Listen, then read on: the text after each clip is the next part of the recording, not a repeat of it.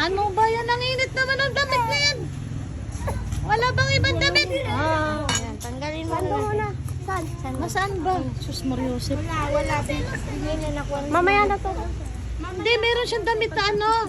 Yung Iba Diwana. Sando nga muna. ayan yan, pwede yan yan. Pwede yan na muna.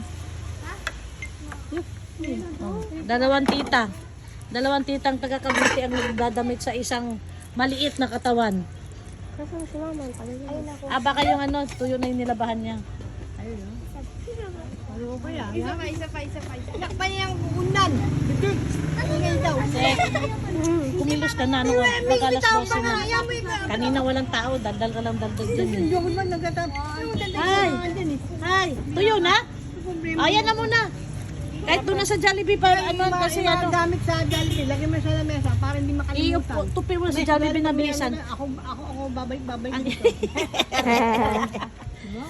Hi, thank you po. Thank you po.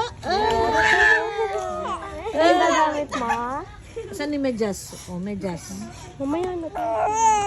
Oh, nagsusumbong. Bibihisan ako ng long sleeve, kainit-init. Long sleeve na init-init. Naya. Shh. Naya. O di presko. Ay, sos. Sa kanila, hindi ko kunin dalawang tita niyang... Hanggang isang taon kasya niya yan. Ha? Hanggang isang taon kasya niya yan. Tipid eh. Ha? Pag kayo nagkaanak, huwag kayo mas malaking damit, parang tumanda, kasi pa rin. Kahit hanggang 2 taon.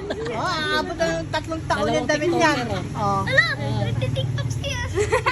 Dalawang TikToker. Sige, sayaw. Medyas. Kaya mo na medyas. Dali, sayaw. Oh, Itan. Sali, Itan. Nakatitig. Bilis. Da.